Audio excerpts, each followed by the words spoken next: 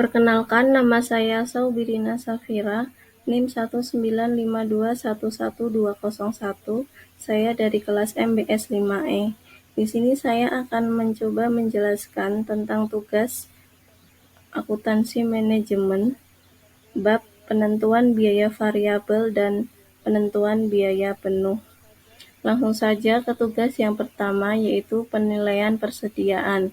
Di sini telah diketahui data biaya produk dari PT Murni.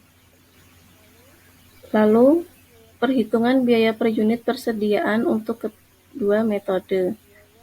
Biaya bahan baku diketahui pada metode PPV 50 dan untuk metode PBP diketahui 50 juga. Kemudian untuk biaya tenaga kerja langsung pada metode PBV diketahui 100 dan pada metode PBP juga 100. BOP variabel diketahui pada metode PBV 50 dan pada metode PBP 50 juga. BOP tetapnya pada metode PBP yaitu 25 dan biaya per unitnya pada metode PBV yaitu penjumlahan antara biaya bahan baku ditambah biaya tenaga kerja langsung ditambah BOP variabel, yaitu 50 tambah 100 tambah 50 akan diperoleh 200. Dan untuk metode PBP yaitu 50 tambah 100 ditambah 50 ditambah 25 akan diperoleh 225.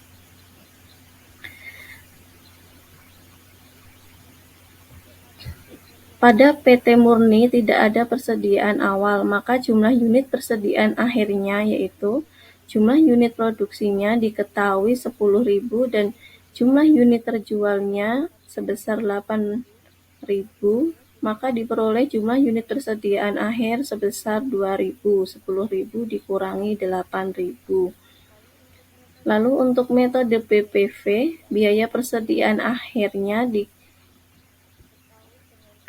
dengan cara biaya per unit dikali jumlah unit persediaan akhir. Biaya per unit pada metode BPV 200 dikali 2.000 akan diperoleh hasil 400.000.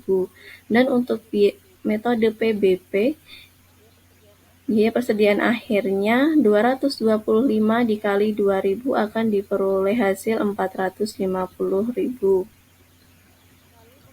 Lalu untuk laporan laba rugi pada metode penentuan biaya variabel yaitu penjualannya diketahui dengan cara harga jual dikali unit yang dijual. Harga jual per unit yaitu 300 dikali unit yang terjual itu 8.000 akan diperoleh hasil 2.400.000 rupiah. Dikurangi biaya variabel. Biaya variabel itu meliputi HPP variabel. Dapat diketahui dengan cara jumlah biaya variabel per unit dikali unit yang dijual. Jumlah variabel per unitnya yaitu 300 dikali unit yang dijual akan diperoleh hasil 1.600.000 rupiah. Lalu margin kontribusi totalnya yaitu pengurangan antara penjualan dengan biaya variabel 2.400.000 dikurangi 1.600.000 akan diperoleh 800.000 rupiah untuk margin kontribusi total. Biaya tetap total itu meliputi BOP tetap dan biaya pemasaran dan administrasi tetap. BOP tetap diketahui dengan cara BOP tetap dikali jumlah unit produksi. BOP tetapnya 25 dikali jumlah unit produksi yaitu 10.000 dan akan diperoleh hasil 250.000. Untuk biaya pemasaran dan administrasi tetapnya diketahui di sini 100.000. Maka untuk biaya tetap total itu BOP tetap ditambah biaya pemasaran dan administrasi tetap. 250.000 ditambah 100.000 akan diperoleh 350.000.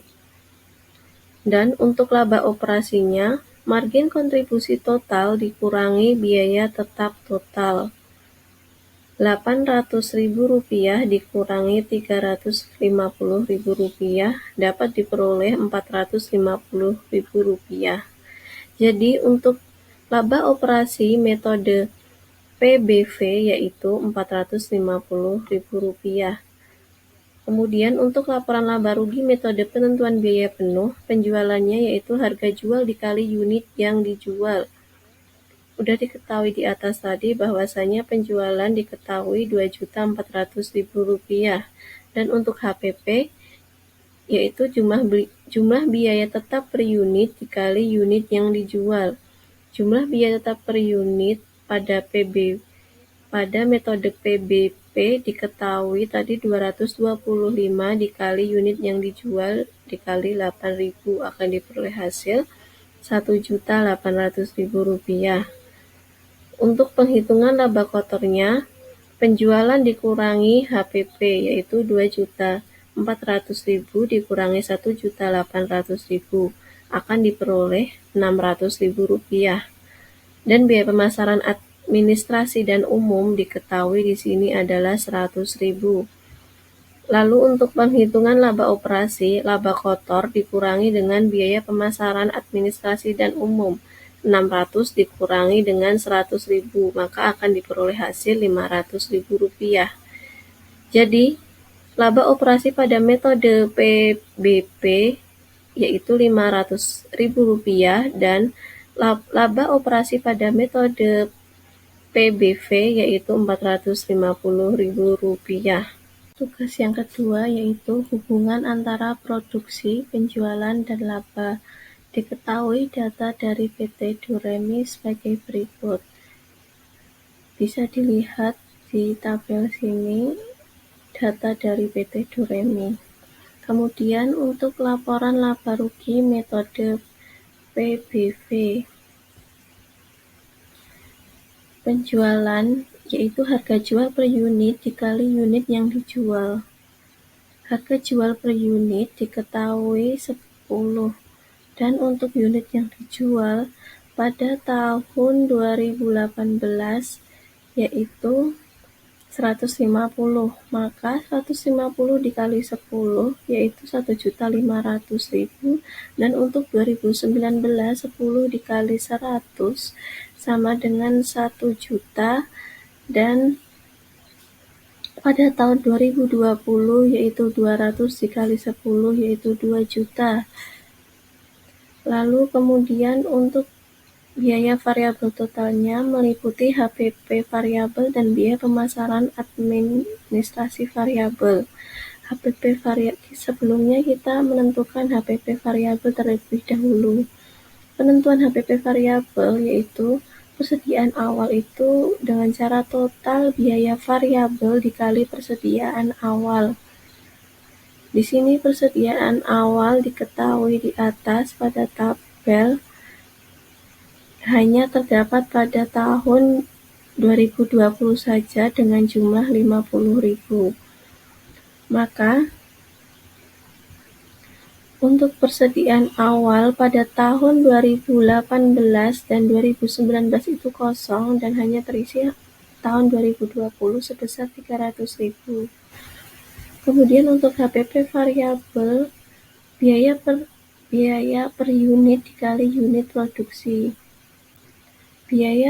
Total biaya variabel per unit itu diketahui dengan cara penjumlahan antara biaya bahan baku ditambah biaya tenaga kerja langsung ditambah BOP variabel. 4 ditambah 1,5 ditambah 0,5 dapat dijumlah yaitu hasilnya 6. Itu adalah total biaya variabel. Lalu dikali unit produksi. Unit produksi pada tahun 2018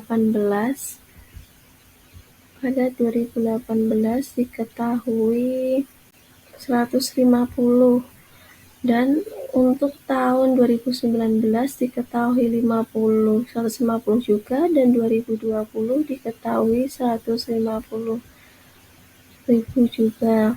Maka Untuk unit produksinya ketiga tahun ini sama, yaitu sebesar Rp900.000. Untuk barang tersedia dijual, yaitu penjumlahan antara persediaan awal dan HPP variabel. Untuk tahun 2018 dapat diperoleh Rp900.000 dan untuk 2019 juga Rp900.000 dan untuk 2020 yaitu Rp1.200.000. Kemudian untuk persediaan akhir yaitu jumlah biaya variabel dikali dengan unit persediaan akhir. Jumlah biaya variabel tadi diketahui adalah 6 dan unit persediaan akhir itu di atas tabel tersebut itu hanya terdapat pada tahun 2019 saja, yaitu sebesar Rp50.000. Maka dapat diketahui 6 dikali Rp50.000 akan mendapatkan hasil Rp300.000. Dan untuk HPP variabel itu sendiri yaitu pengurangan antara barang tersedia dijual dikurangi persediaan akhir. Untuk tahun 2018 yaitu Rp900.000 dan untuk tahun 2019 yaitu Rp600.000 dan untuk tahun 2020 yaitu Rp1.200.000. Maka kita tulis di atas bahwa HPP variabelnya untuk tahun 2018 itu 900, 2019 600, dan 2020 Rp1.200.000. Lalu biaya pemasaran administrasi variabel, pemasaran dikali unit penjualan itu tahun 2018 dapat diperoleh Rp37.500. Ini didapat dari 0,25 dikali dengan unit penjualan pada tahun 2018 dan untuk tahun 2019 diperoleh hasil Rp25.000 dan untuk 2020 diperoleh hasil Rp50.000. Kemudian untuk margin kontribusinya yaitu pengurangan antara penjualan dikurangi biaya variabel total. Maka diperoleh hasil Rp562.500 dan untuk 2019 yaitu Rp375.000 dan untuk 2020 yaitu Rp750.000. Lalu dikurangi dengan biaya tetap total yang meliputi BOP tetap dan biaya pemasaran administrasi tetap. BOP tetap diketahui pada tahun 2018 sampai dengan 2020 itu sama, yaitu sebesar Rp150.000. Dan untuk biaya pemasaran administrasi tetap untuk 2018 itu juga Rp50.000 dan 2019 Rp50.000, kemudian 2020 adalah Rp50.000. Maka laba operasinya margin kontribusi total dikurangi biaya tetap total. Untuk tahun 2018 memperoleh hasil Rp362.500 dan untuk 2019 Rp175.000 dan untuk 2020 yaitu Rp550.000. Untuk laporan laba rugi metode PBB penjualan yaitu harga jual per unit dikali unit yang dijual. Tahun 2018 diperoleh Rp1.500.000 dan tahun 2019 diperoleh Rp1.000.000. Kemudian tahun 2020 diperoleh Rp2.000.000. Untuk HPP, penentuan HPP di sini ada persediaan awal. Sebelumnya kita mencari biaya produksi per unit terlebih dahulu. Biaya produksi per unit diperoleh dengan cara BOP tetap per unit ditambah biaya produksi variabel per unit. BOP per unit BOP tetap per tahun dibagi volume produksi normal per tahun. Diketahui BOP tetap per tahun sebesar Rp150.000 dan volume produksi normal per tahun senilai Rp150.000. Maka BOP per unit yaitu 1. Kemudian biaya produksi per unit BOP tetap per unit 1 ditambah biaya produksi variabel per unit sebesar 6. maka total biaya produksi per unit adalah 7. Maka diperoleh biaya produksi per unit adalah 7.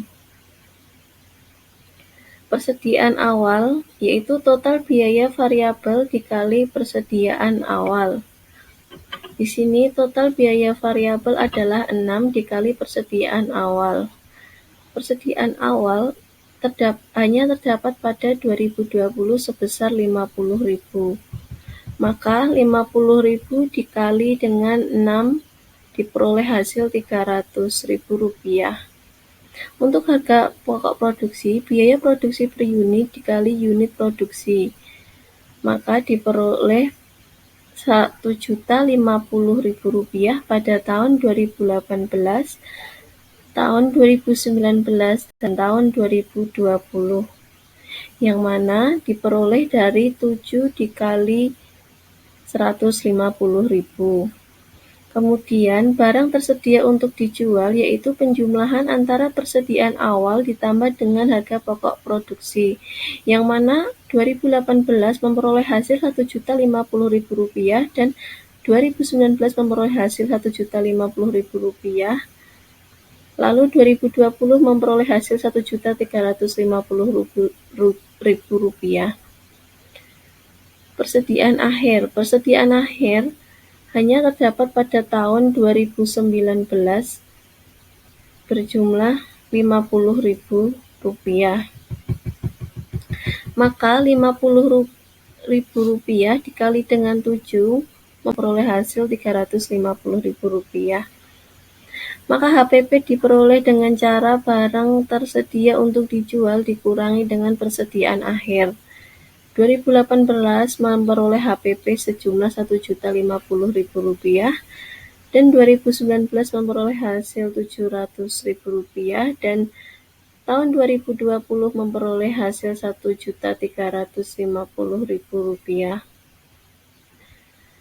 Lalu kita masukkan ke atas HPP tahun 2018 Rp1.050.000, tahun 2019 Rp700.000 dan tahun 2020 Rp1.350.000.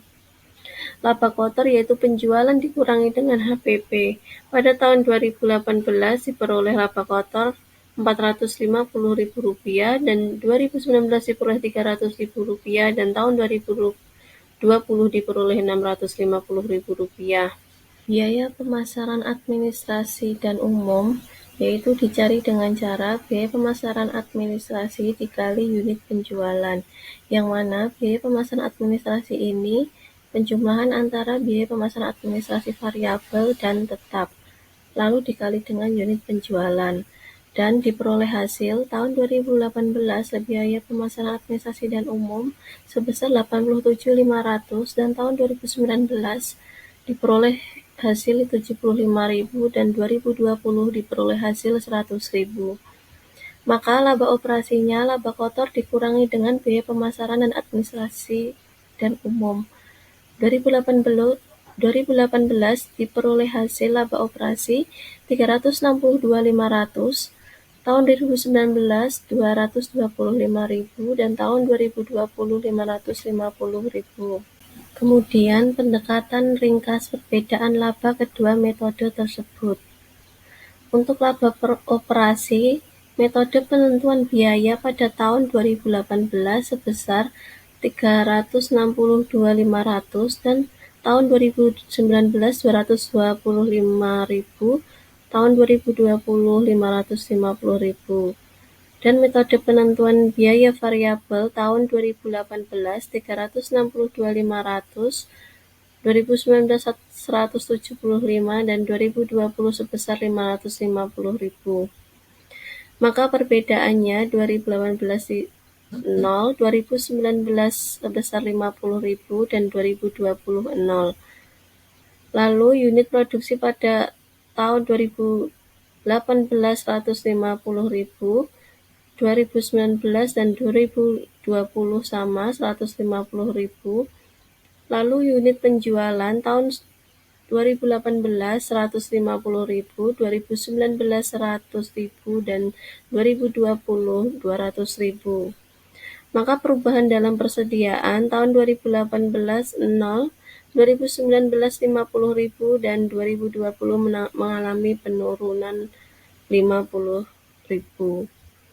Dikali tarif BOP tetap, yang mana BOP tetap dibagi dengan volume produksi, yang mana hasilnya yaitu 2018 sampai 2020 adalah satu semua.